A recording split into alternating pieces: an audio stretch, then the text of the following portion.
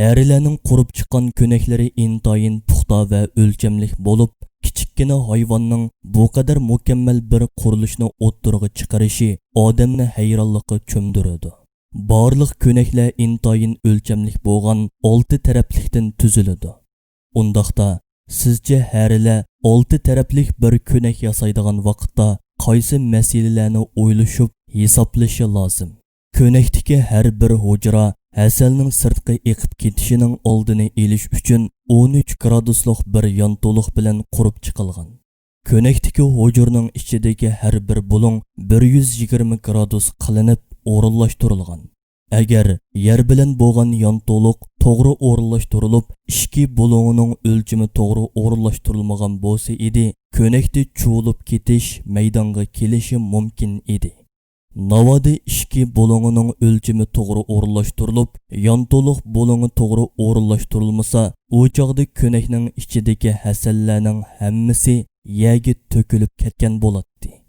Undaqda harilar bu ko'nakdagi hujurlarning 13 graduslik yontuluqini va ikki bulunglarini 120 graduslik o'lcham bilan o'rinlashtirishni sizg'uch va sirkul qo'llanmasdan qandoq hisoblab chiqqandi? Bir injenerning hisoblab chiqishda qiynalib qoladigan bu inchiki ma'lumotlarga qandoq qilib ega bo'lgandi?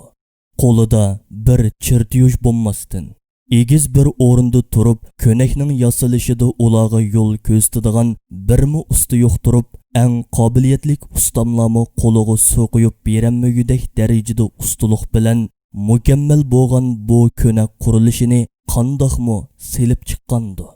Kichik bir hasharotning bir injenerdek hisob olimi bo'lishi, ondan keyin ajoyib mahoratlik bir ustamga o'xshash ishlab, bundoq bir mukammal ko'naklarni yasab chiqishini Alloh taolo hasal harisiga ilhom bilan bildirdi degan oyat bilan izoh qilmaganlar nima bilan izoh qiladi? Hara bir sababdir. Qilgan ajoyib ishlari bo'lsa natijadir. Sababning oddiyligi va natijaning mukammalligi sababni o'ttirg'i chiqaruvchi bo'lishdan qo'g'lab chiqaradi. Shunlashqa bu kichik hasharotlarning qilgan hayron qolarlik ishlari parda oqisida ularni tarbiyalab, vazifalarini o'gitadigan bir zotning borligini eng qatmal aqllarga ko'rsatib beradigan ro'shan haqiqatdir.